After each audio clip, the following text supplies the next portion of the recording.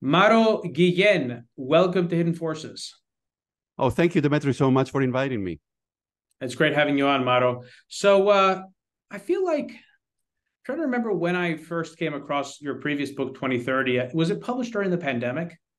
It was published during the pandemic, yes. Yeah. So I want to ask you about that book and what the through line is between that book and Perennials, because I'm familiar with some of it, and it seems like there's a common sort of mental framework in terms of like looking at things from a different perspective that you have in that book and you have also in Perennials.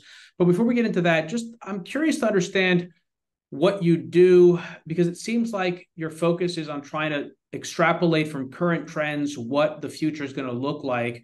But I'm not sure what that falls into as a field. So like just give me a little sense of like how you got your start and how you got to do what you're doing today, and what is it that you do exactly? Well, I don't think it's futurism. I think it's just a social science. That is to say, I examine what is the situation today, the structure of the situation today regarding the economy, regarding population trends, and also regarding technology. And then what I do is I take a look at where we're coming from. So I take a look at the last 10 years to 15 years. And that gives me a handle as to what the future might bring, but not the future like 100 years from now. So I am very uncomfortable projecting into the future any further than 10 years, right? I think 10 years is tenable, especially when it comes to demographic trends, because you see, babies are born, right? So you know in 10 years' time how many of them will be 10 years old or 12 years old. And you know how many people who today are 30 years old, how many will be 40 years old. So within 10 years, especially with demographic trends, you can be reasonably accurate. Hmm. So is that like that's interesting. I'd always thought that the length of predictability around demographic trends would be something like 20 years or so, because it takes so long to generate it, to see another sort of, I don't know, I guess another population cohort, but I guess that's not accurate. No, no, no. I mean, you can obviously make projections 20 years down the road. Some people make projections 50 years down the road. I was just saying that I feel more comfortable with 10 years down the road Who rather is than it? 20. What kind? Who is it? Who are your clients? Who are your students? Who is it that gets the most value out of the work that you do? And when you talk about projections, give me a better understanding of what it is that we're talking about here. What do you mean by making projections? Yeah. So my students, obviously, I think benefit from these insights, but also companies. I do consulting here and there. And I have persuaded a few companies to adopt a 10-year time horizon as opposed to a 5-year. Most companies have a 5-year horizon in mind when they're thinking about sales increases or launching new products. And I have persuaded them, a few of them, that they need to adopt a 10-year time horizon. That is possible to make accurate predictions. Now, when I talk about projections essentially means, okay, so let's think about, for example, how many people in the world have an iPhone or have a smartphone, which is not 100%, by the way. So we can make a projection, we can make a prediction as to 5, 10 years down the road, how many of them will. Or we can make a prediction about how many people will be doing remote work in the future. So all of those are projections. It's like for the future, at some point in the future, for example, what percentage of people in a certain part of the world or in the world as a whole will be doing something. So I mentioned that we both mentioned that 2030, which was your previous book, was published during the pandemic, which was only 2 or 3 years ago. Your latest book is titled Perennials and the Postgenerational Society, or actually, that's the title. That's my working title, but the book is called Perennials, and there's a subtitle. You can tell us what it is. What led you to write this book so soon after publishing 2030? Which I have to say, I mean, I haven't read 2030. I have read Perennials, but based on the reviews, you've got like something like over 1,000 reviews on Amazon, which is rare. So the book looks like it did really well. It was one of the FT's top business books, I think. So what led you to want to write a book after having had such a successful book only a few years ago? Yeah, so the book did well, and especially outside of the United States, actually much better than even in the United States. But you know, I'm a professor, so I'm always thinking about what's going on in the world. And one day or another, you have this urge to start writing about what you're thinking, about what you're seeing. But what triggered this second book was a presentation that I was making on 2030, the previous book. And in the audience, so this was during the pandemic, this was online. And the audience was directors of zoos and aquariums in the United States and abroad. And that they were interested in figuring out what is it that they could do to bring more people to zoos or aquariums, because I'm sure you know that attendance is dropping. And their problem is very simple, which is that very young people like to go, and the grandparents also like to go with their grandchildren, but nobody in between wants to go. And it dawned on me that those generational dynamics were interesting to study. And that's why I wrote Perennials. And the subtitle of Perennials is, the big trends behind the Postgenerational Society. I argue in it that we should forget about generations, that we should focus on individuals rather than generations as a unit of analysis. And that was a mistake that these directors of zoos and aquariums were making. They were assuming that people in the middle, so nor the grandchildren nor the grandparents, didn't have any interest whatsoever in zoos and aquariums. That's where the book came from.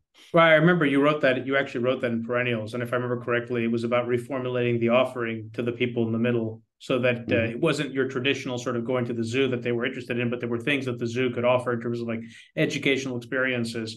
So I mentioned that there seems to be this common through line between the way that you approach the first book and the way that you approach the second book, because in the first book, you talk about the need to approach problems creatively and from an unorthodox point of view. And in Perennials, you talk about this need to adopt what you call a perennial mindset. So tell me a bit, what's the common framework that you feel it works in both of these, operative in both of these books? And then talk to me about what you were hoping to achieve by writing this latest book and what the argument is that you put forward to the reader. Yeah, so I think the common aspects of the two books is that I focus on the effects of demographic, economic, and technological trends. That's certainly something that is common to both books. It's also common to both books that I'm focusing on the future, 5-10 years down the road. So that's also commonality. But then the first book was much broader in scope. The second one focuses on one particular aspect, which is this intergenerational dynamics and the perennial mindset. So perennials are people who don't act or think their age. In other words, we've been told since we were little that there were certain things that we should do at certain points in life. For example, we should study early on in life, then we should work for a long time, and then finally retire. And in this book, I essentially argue that that model is completely outdated, that when things are changing so quickly in the economy, so quickly with technology, trying to move through our lives in terms of different stages is actually very difficult, because we will need to learn to go back to studying several times in order to adjust to these technological changes. And we will need to be so much more flexible about how we work, and also whether we retire in full or we retire in part, and so on and so forth. So it's just too rigid a model that is not helping a lot of people, and it's actually hurting us as a country in terms of adjusting to all of these changes. So is the sequential model of life, which is what we're used to today, this sort of like, there's a phase where you're sort of focused on education, then there's this phase that you're working, then there's the retirement phase, the last phase. You're going to have to walk me through it, because I think there are 4 stages to the sequential model. Is this something that really came out of the post-enlightenment phase or the Industrial Revolution, that it wasn't always with us? And are we returning to something, in your view, that's closer to what we had before that? Walk me through what the changes are, in your view, that are bringing this about. Absolutely. No, actually, so this model is relatively recent. So it goes back to 120 years ago or so. And it came into being when we introduced universal schooling, the idea that everybody should go to school, which is relatively new, right? And also when we introduced the idea of retirement. Both of those things happened at the end of the 19th century, right? And so with those two things, universal schooling and retirement, pensions, right? Then that's how we define the 4 stages. So first we play when we're very little, then we go to school, then we work, and finally we retire. Those are the 4 stages. And they were defined once again by universal schooling and by the first pension schemes that were introduced in the world. This is like not in my, I have an outline here and I have questions, but this kind of just dawned on me now. I hadn't thought of it before. Do you feel like we play less today than we used to as children? That it feels like, at least in sort of higher echelon social groups, there's an emphasis on getting kids into institutional learning sooner rather than later. And because also kids don't have as much free time today, there's been all sorts of reasons for this, but like, one of them is that this helicopter parenting, parents have become irrationally afraid that their kids are going to get kidnapped. And so they've gotten more concerned and they hold them back, and kids don't have all this unstructured learning where they get to develop social skills outside. On top of that, you have, all the COVID stuff. Is that something that you examined at all within the sequential model of life, how the amount of time we spend in each stage has changed over the years and what influence that has? Oh, absolutely. That's a central theme in the book. So you put your finger on precisely some of the issues. So yes, children today play, but they play for a reason. They play to get better, at things. They learn music so that they have better thinking habits. They do all of these things, and parents are insisting that kids should start very early on developing those skills because, life has become a race for success, right? And we want to not just raise children successfully, we want to raise successful children.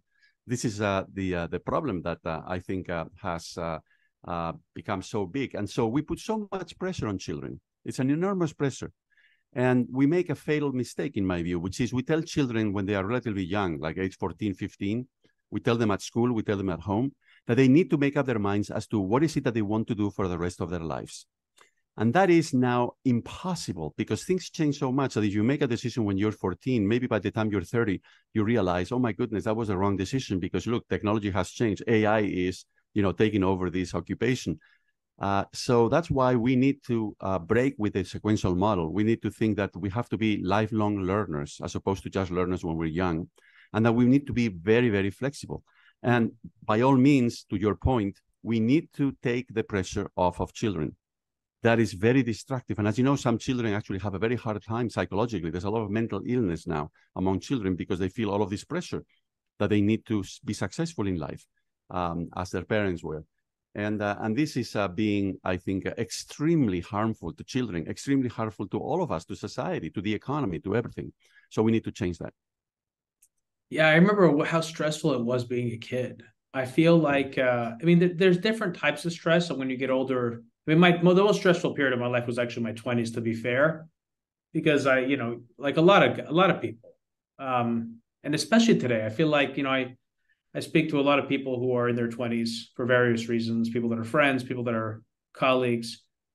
And it's a kind of universal theme, and it's become especially difficult because of the changing work environment. A lot of people feel lost. And that's something that really resonated with me in the book that I really like that you talk about, which is how to reimagine the changing nature of education. What does education look like in the 21st century? What does value additive education look like in a world where so the landscape is changing so rapidly, and the skill sets you need at a superficial level are constantly changing. And I thought about that a bit. And actually, I want to talk about that. But before we get to that, I want to circle back and ask you something else, which has to do with the causal factors that are precipitating the rise of what you describe as a post-generational society. You list some of them, things like rising life expectancy, health spans, technology-driven knowledge obsolescence. These are kind of the last one we were just touching on. I would love to understand what you think these major drivers are that give you so much confidence that we're moving into this new model, which is disruptive in a way that no one alive today has seen. Well, look, it does change things dramatically when we not only live much longer than in the past, but also we stay healthy and mentally fit for much longer than in the past. That means that new opportunities open up for us. That means that retirement is too long because you cannot be in retirement for 25 or 30 years, right? That's too long. You don't have the savings and you just get bored. So those changes in and of themselves already invite us to rethink the way we live our lives. But then when you, on top of that, you add how the economy is changing, and especially how technology is making knowledge obsolete all the time, then they become forces that we cannot control, right, as individuals, and that essentially create a completely different landscape for each of us. So those forces essentially, they don't, compel us to necessarily change our lives. But we know that if you don't change, then you're going to fall behind, right? So I think people will slowly but surely realize that if they want to adjust, to adapt to this new situation, they will need to change themselves. So that kind of raises a question that I have about intergenerational conflict, because you sort of I don't know, is it fair to say you kind of poo-poo this idea in the book that that intergenerational conflict is a sort of an indomitable outgrowth of the process of maturation and the coming of the new? And that's how I've always thought about it. I often think about Shakespeare's Block to Love. The father is always there, standing in the way. And it feels like that is true. And even when we talk about health and longevity and all the new hormonal therapies and other things that are already being adopted by boomers and that are also on the horizon, all these things, as well as I think also this conversation about ageism, something that's appropriate. I actually agree. I think it's problematic, but again, it's something that comes from the fact that boomers, who are the dominant age group, are now in the late 60s and their 70s, and so they want to continue to hold on to power, whether it's political power, corporate power. They've amassed a lot of wealth, and the economic policy and political policy continues to favor them, it feels like. If you can just take an example of asset prices, boomers have benefited from rising asset values. They don't benefit from a correction or a sort of correction between the value of the asset and the income it produces. And that is a burden on younger generations who have to pay in order to sustain the structure. Why do you feel this way, that intergenerational conflict is just something that kind of is more like, it sounds like, unless I'm misrepresenting it, is just a sort of a kind of conventional way of behaving, and that we don't need to behave that way, and that we can actually work together across the generations? Well, you're raising very important issues. So intergenerational conflict is something that I think has been exacerbated by the sequential model of life. Okay? So in other words, that it is to a very large extent an outcome of the prevailing situation that I think we should change. So for all of the reasons that you mentioned, there's always been intergenerational conflict. My solution to that is, let's have people learn together from different generations, work together, and so on. And I think then understanding will increase, and mutual understanding across generations is the basis for then finding solutions to all of these very thorny problems. But you see, this is a peculiarly American problem, by the way. In other parts of the world, they're not so fixated on generations as we are in the United States. In the United States, this whole generational thinking started after World War II, when people started to compare the greatest generation that went through the Depression and then fought in World War II with the baby boomers. The baby boomers, of course, were born in affluence. So they were completely different, right? Those two generations, I agree, right? But subsequently, we've been fishing for differences. We've been trying to look for differences where perhaps there aren't that many differences between different generations, X generation, Y generation, millennials, blah, blah, blah. We're always trying to emphasize the differences. And I think it's about time that we started to emphasize the similarities or the overlaps, the points of commonality among those generations. Because also the concept of generation, when you think about it, Demetri, it's completely arbitrary. Where do you draw the line between two generations, right? And then, do you truly believe that a millennial born in the Bronx is the same as a millennial born in Iowa? I mean, come on. I mean, it's very silly, right? The whole thing is extremely silly. So I agree that the greatest generation was different from the baby boomer generation. But after that, I think we have been exaggerating the differences among generations. I think it's very interesting you bring this up. So I see part of what you said resonates with me, and I'll explain what part, and then part of it doesn't, and I'll explain why. So I think that's very interesting. I'm Greek, and you're Spanish, I believe, right? Correct. So in both of our cultures, I think the family dynamic is stronger in many European nation states and countries and societies than it is in the US. It feels like sort of the integrity of the family has come apart more in America. There's also been, so I think that to that degree, this focus on generations is more pronounced in the US, in part because it's a more individualistic society. And it feels like every generation has kind of thought of itself more in its own sort of way. And part of that is also because the categorization of generations and the way that we reflect on them and having this framework for thinking about, I'm a millennial, I'm a Gen X, reinforces that. But there's also mass market consumerism in America that has existed on a scale that just never was the case in Europe.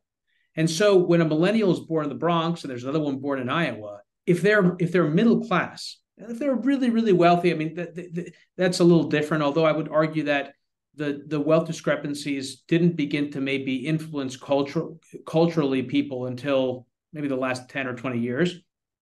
But, if you're a middle class person, especially if you were like born in 1980 or 1990 or 2000 in the Bronx or in Iowa, you were taking in the same culture, right? You were taking in the same sort of Saturday morning cartoons. You were seeing the same news programming, and you were being marketed the same products. And so there was a kind of, I mean, think about my wife. So many times we'll remember something that she went to school somewhere else. I went to school in a completely different place, but we had some of the same television programming. Remember some of the same stuff. The same thing is true, even, for syndicated TV programming that's syndicated in Europe or syndicated, I don't know what they had in Asia. To the extent that those things existed on TV, there was a common generational through line. So I don't think that it's it's kind of contrived, though I do think that it's present more in different societies than it is in others. I completely agree. And that's what I said, that it was a peculiarly American obsession. And it is something that has been hyped by the media, by marketers. Okay, so I agree with your point about consumerism. And that has also been hyped, I think, consolidated by the government. So the government in the United States, especially, I mean, they treat us as members of generations, and they, especially at the state level, they don't give you financial aid, for example, for students if you're beyond a certain age, and so on and so forth. So there's a lot of things that are revolving around this concept. And then you also brought up the issue of family. So I think what's different between Europe and the United States and other parts of the world is the extended family. So the extended family in the US doesn't play as big a role as it does in Europe. And I think that's because in the US, we went to the extreme of thinking that everything was the so-called nuclear family, to which I devote, as you know, a chapter in the book. And I think this is a very important aspect of what has happened here in the United States, the rise of the nuclear family after World War II, the idea that you were only successful in life if you were able to set up your own separate nuclear family, meaning 2 parents, 2 kids, 1 car, 1 refrigerator, 1 dog, 1 garage, right? That was the nuclear family, right? And unless you achieved that in life, you were completely a failure, right? And that, I think, destroyed in the US the concept of the extended family, which is still so prevalent in Europe. So in the book, you talk about how those trends are reversing, whether it is extended family or whether it is people wanting to live in more sort of communal settings, kind of like the equivalent of dormitories, people in their 20s, or communes. What do we have what do we know statistically about that? Is there evidence to actually bear that out in the data that people are doing this? Absolutely. So for example, in the United States, the nuclear family, once again defined as 2 parents and a certain number of kids, the 2 parents being married to each other. In the 1970s, it was 40% of all households, 40%. But nowadays, it's only 18%, okay, of all households.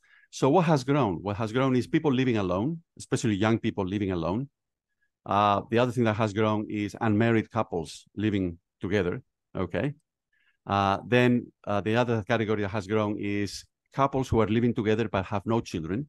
This is big now, and it's growing very fast. And then finally is what you just talked about, which is multi-generational households. So in the United States, we can say that, depending on the source, between 10 and 15% of Americans now live in multi-generational households where you have more than 2 generations living together. So you have perhaps the children, the parents, and the grandparents living together. And some people may think that this is because of poverty, and it's not true. So the poverty rate among multi-generational households in the US is much lower than for the general population. And the mean income is above $100,000 for these multi-generational households. So there are some, relatively well-off families that are deciding, well, we want to live, to have several generations living together, not just parents and children.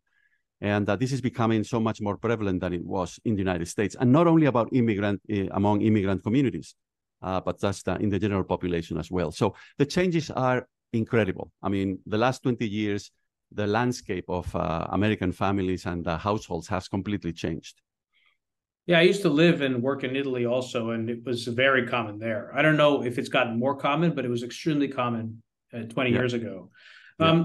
So what are do you feel like adopting, actually, let's move it. Let me ask you this instead. When it comes to adopting a perennial mindset, let's talk about some of the practical ways in which that materializes. Um, what does that mean in the workforce? We touched a little bit on education. Like I said, that's the one in particular that I want to delve into at the end of our conversation. But give me some other examples of what this means in practice. Well, the perennial mindset essentially means that we should no longer make decisions according to the stereotypes that we were told regarding age. That is to say, if you're 40 years old, you're 50, even 60 years old, you should be a learner. Perhaps you should be enrolled in some kind of educational program, maybe online, right? If it's easier for you. It's all about thinking that you don't have to stick to one career path throughout your entire life. So perennials are also career switchers, depending on what they feel like doing at different stages in life, and also depending on how the economy evolves and how technology evolves. You see, a lot of people are going to be forced to switch careers or occupations because of technological change. But I think we're also going to see a lot of people that by choice are going to be switching careers because they're no longer excited about doing something. They want to do something different. And the other thing, of course, is for people above the age of 60 or 70, I think retirement is going to change in fundamental ways. Because I think retirement has been oversold. We've been told that we should work very hard for 40 years so that then we can retire and enjoy life. And that is absolutely absurd. It doesn't make any sense. We should enjoy our working life as much as we are going to enjoy retirement. And so I think people are going to be looking increasingly for flexible arrangements during retirement. They're going to be looking for working part-time, for working from the home, because what people really hate is commuting. It's not so much the work or the job, it's commuting, right? But now with remote work, new possibilities are opened up. And, you know, in the US, 40% of people who retire then unretire. They go back to working, either part-time or full-time, 40%. And of those who retire early, 52% go back to work in some capacity. So it's already happening, right? How many of those people that retire early and go back to work, do you think, because they missed working versus have to go back to work because something has changed in their finances? Because my It's a sense mix. is that most people don't like their jobs. Most people don't like working because their jobs aren't fulfilling. Yeah, well, I think that's partly true. So going back to your original question, it's always a combination of things. So financial, you know, that you didn't plan well for retirement, you didn't save enough. That is, in many cases, a motivation, but it's not always a motivation. Some people go back to work because they feel bored, because they feel isolated. You know, once you stop working, you are cutting yourself off from social networks, right, of interaction. So a lot of people go back to work because they want to, again, be active and engaged and so on and so forth. But needless to say, financial matters also play a role. And we don't have good data on exactly, you know, what percentage of those people who go back to work are driven primarily by financial considerations or primarily by the other considerations, because most of the time they mention several things that, invite them to go back to work. But then the other really important thing is, yes, a lot of people don't like their jobs. And that's, of course, because we are not very good at making jobs interesting, right? For most people. But having said that, what we know from surveys is that what people really hate is having to dress up at home, having to get in the car or the train and commute to work and then back again in the evening. That's what they don't like. And they don't like perhaps working full time. They would prefer more flexible arrangements. So this is now we have a great opportunity with remote work. We've learned during the pandemic that remote work can work, that it is useful. And that we've also learned that a part-time employee who is working remotely can also be a great contributor and can be productive and creative and so on and so forth. So I think we're moving in the direction of making job arrangements more flexible so that people at advanced ages can continue to work. This is a tough one. I mean, like I said, there are parts of the book that resonated with me, and then there are other parts that didn't. And this one, with respect to age, I mean, because this thing, quote, ageism, it is real in the sense that people are biased and they presume certain things about people based on their age. But I found, I do feel like as you get older, you have less energy. You're on average sort of you're stiffer, you have a harder time changing, learning new skills. You don't see the world the same way. You might be more cynical. And those traits can influence not just what you can do or how well you can do certain things, but also how well you can work within particular teams that may not be looking for that kind of perspective. So I think the challenge for me when it comes to this idea of like perennial thinking with people sort of continuing to work into old age is, I feel like, first of all, my sense is most people, just based on the kind of work that people do, most people are going to have a hard time adding value in the way that we think about, at least in the way that we think about things today. So that brings me back to my question, which we talk about like adopting a perennial mindset. What would that mean in a, like let's say in a company like mine, or in some other company? You can give us some examples. What does that mean practically in terms of how someone who's, let's say, 70 years old can add value to a team that's, let's say, mostly comprised of 20 and 30-year-olds? Yeah, so let me try to persuade you, okay? Sure. So the first thing to consider here is that we stay in better physical and mental shape far longer now. So I remember my father, when he was my age today, he was in much worse mental and physical shape than I am today. This has been a big change, right? So people have now more years of active life where they are perfectly fine physically and mentally. The second important thing is you are referring to cognitive decline. And you see, cognitive decline, research shows, starts in our 20s. So we start to decline cognitively in our 20s. But the rate, of course, of decline accelerates with age, okay? But there is a countervailing force there, which is experience. So older people compensate the declining cognitive ability with their greater experience. And I think companies, if they neglect older people, they are essentially neglecting the experience that they have.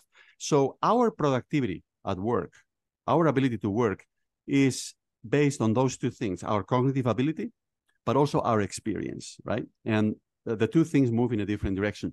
And lastly, you mentioned teams. So research indicates that diverse teams perform better and are more creative. No doubt about that. No doubt about that. There's a ton of research about that.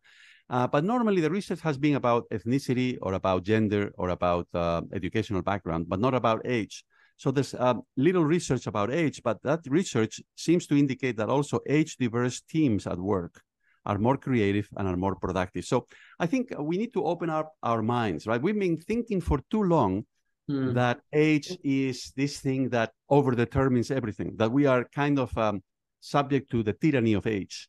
And I think we need to break with that, right? And it's hard. So I understand why you're having reservations about it, why you're reluctant to accept the point.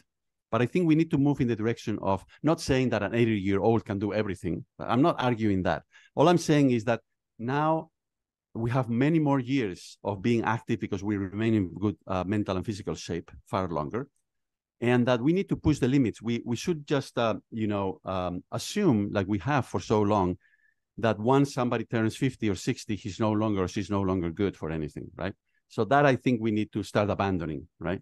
But I'm not arguing that age is irrelevant. Of course, age matters, right? But I think we have exaggerated the effect of age. So I'm just trying to bring things back to where they should have been, right? Ironically, even though we started this conversation saying that this idea of segmenting people into generations is largely an American thing, it's my Greek side that makes me feel like I need to be more respectful and sort of deferential towards older people and treat them differently than me. And I feel like that also, I wonder if Americans are better equipped to actually do something like this because someone is older than you by 30, 40 years, you still call them John or Jim or Harry. You don't say Mr., Guillen or whatever. You don't, so like maybe Americans are actually better equipped to do this. So I said I wanted to end our conversation today, Mauro, with a question about, or conversation about educational changes to the educational system, because that is actually what I feel like this podcast is about. And when I started it, I've talked about this sometimes on the show, my vision was to address this changing landscape of what people traditionally think of as news. And how does use function in a world where people learn about things through social media, and then they go to a third-party source to try to maybe get some additional context, if that. And then how does that merge with this sort of need for continuing education? And I'm very bullish on this. I think that people need to find outlets to educate themselves on a continuing basis. How do you see this being structured commercially? What sort of services do you envision coming into being? And how does this work with the existing university model? So like kids are still going to go to school, I presume in your mind, there's still going to be some kind of form of public education. But then how does the education system work after that, when you're in your 20s and then even past that? Well, you've put your finger on something that is very painful for me, because I have been a university professor for 35 years. And I can tell you the problem with universities is that we don't change quick enough, right? We're always like, the biggest innovation in teaching was in the 1970s, the slide projector. You remember the slide Of course, projector? I do remember and then that. after that came PowerPoint, right? After that came PowerPoint. That's about it, right? Those are the biggest innovations that we've had in university teaching over the last... Card catalog system for finding books through a library. That was like something... that has been a big deal. But I meant in the classroom, right? I mean, very little innovation. So I do believe that children should be schooled, right? Because they need to develop their social skills and all of that. And then after that, after people, graduate from high school, maybe they get a college degree, maybe they get a master's. After that, they can decide, do they want to take a couple of years off and then go back to school physically, or they would prefer to study part-time online. Now we have that capability. And by the way, the quality of online education is very quickly approaching the quality of in-classroom education, right? I mean, this is very clear that people who take online courses are increasingly satisfied about the education that they're getting. Is that though? Are we comparing people who have already gone through primary and secondary education? Because I feel like that's apples to oranges if we're comparing that to kids that are 10 years old or 12 years old in the classroom. Oh no, of course. So I'm saying, let's say people like you and I, if we decide now to study something else, I think that if you and I enroll in an online program on, let's say, photography or whatever we want to learn, I think we would be quite satisfied with the outcome, because online education has increased in quality by quite a bit. And in other words, that for people like you and I, maybe doing that same course physically in the classroom may not be that much value add, right? So I think, but you're right. I mean, the comparisons are tricky sometimes. But the general point is that online education is getting better and better, and it will get much better in the future with new technologies like virtual reality, like the metaverse, and so on and so forth. So I think the trick here is we need more competition. You see, established universities like the one I work for, they're not very good at changing because they don't have to, right? They have a strong reputation. They can get as many students as they want.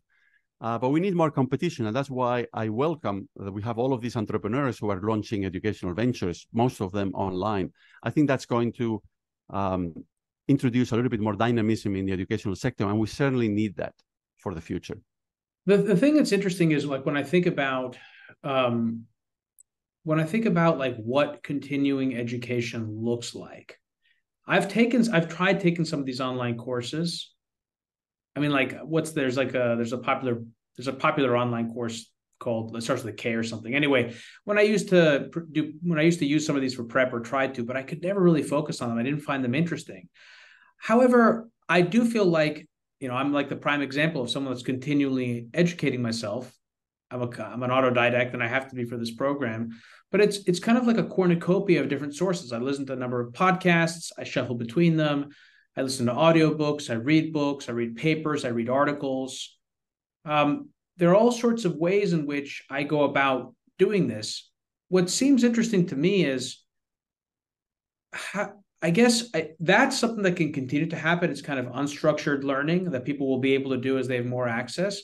But then the question is, like, how do you combine that with some kind of certification program so that, like, someone that spends it, because I've met a lot of really smart people, and they learn most of what they learn. And I'm not trying to poo-poo education, actually. Like, I've kind of gone back and forth on this. I think it really does depend. I've been a beneficiary of a liberal arts degree. But I also think, to that point, it seems to me that what's more valuable going forward are things like degrees in philosophy or history, because a lot of the skills that kids learn in school and they spend all this money to learn are become obsolete. So I guess those are two questions, actually. One question is, what do you think are the important degrees to actually spend money on in a university setting today?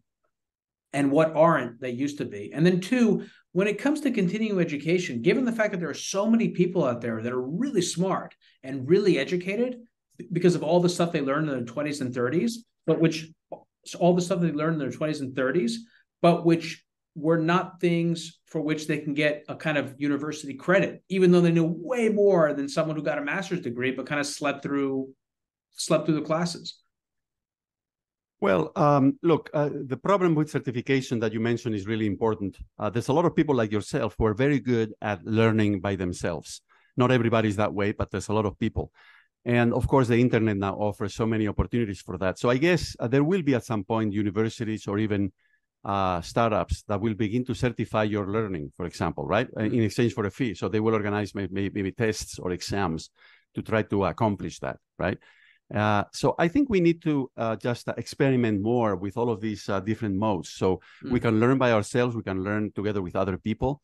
It depends on the person. What we need to do is to have a diversified offer or supply of different kinds of programs so that people can choose. I think that's what's really, really important. But the issue about certification that you mentioned is extremely important for the future. And I have no doubt that either universities or startups will get into that area very soon. Yeah, I recently hired somebody who's really smart, and I don't even, I know what he got a degree in. I can't even remember what university he went to. I don't care. I don't care at all. All I want to know is that he's actually good at the stuff that I care about. And I feel like that's kind of where a lot of people are moving today. And so I think that's interesting to imagine what kind of companies. It would be very value additive for me if there were companies that I could go to say, I want someone who's really competent mentally in these areas, not necessarily somebody who worked for 5 years at a software as a service company or something, So anyway, that's, like I said, that's what I found most interesting about the book. In closing, Mauro, are there any other things that you want our listeners to know about that you think are important when it comes to this kind of world that we're moving into, and advice that you give people, either people that are older that are looking to remain relevant in the workforce, people that are younger that are looking to develop the skill sets that they need, companies that are looking to reach this sort of perennial cohort, and rather than thinking about each generation and segmenting products, to actually think about products or services that it can appeal to people across all ages. The floor is yours. Yeah, look, I think what I do in the book is I tell that everybody, regardless of age, if we shift to this other model of the perennial mindset, will have more opportunities. So it's not just for older people, it's also for younger people. We were discussing earlier how younger people should not think that they have to make a faithful lifelong decision at age 14 as to what they want to be.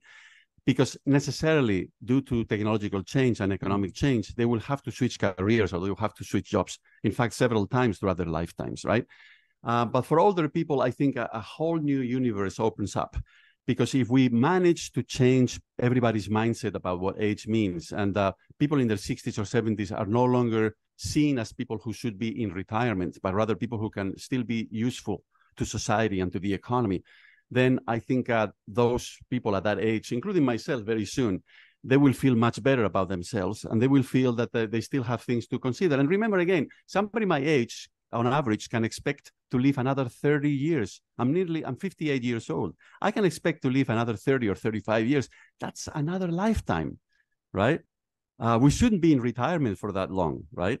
We need to be active as human beings and social and so on and so forth. So my message, my overarching message is, look, if we move away from the traditional model that I call the sequential model of life, and we adopt more of a perennial mindset, we're going to be able to liberate ourselves from the tyranny of age to a very large extent. Not completely, because age, of course, matters because of biology, right?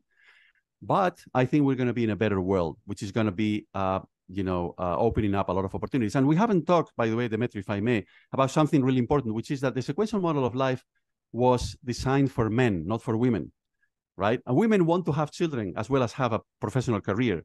And the sequential model of life doesn't help because it's too rigid. They need more flexibility. And then we also have other populations in the United States that are suffering because of the sequential model of life. For example, people who drop out of high school, they find it very hard to increase their income, as you know. Also, people who are recovering from drug addiction, or people who, women who had a baby in their teen age. Only 2% of them graduate from college. So all of those people, at some point, they made the wrong decision or they had bad luck. In other words, they couldn't make progress through the stages, right? And then the current system completely makes them disadvantaged, right? So we're wasting their talent. We're wasting their potential. So that's why another very, very powerful reason why we need to change, I think. Yeah, not only wasting, but they become a burden to society because there's no place for them, and a lot of them become not all. A lot, I don't want to generalize, but there's a high propensity to be absolutely to be engaged in criminal or illicit activity if you haven't graduated from high school versus if you've graduated from college, and stuff like that. So yeah, absolutely. In other words, the potential contribution that they can make to society is greatly diminished, and we have to address that at the root of the problem, not just through policing, right? We need to address that at the root of the problem. Yeah, and I don't think we even talked about the other extreme of that, which is the fact that we've got this all of these trillions of dollars of unfunded liabilities, and people being able to work longer can help address some of that. So, Mauro, I really enjoyed reading your book, and I appreciate you coming on the program. Thank you so much for having me. This has been fun.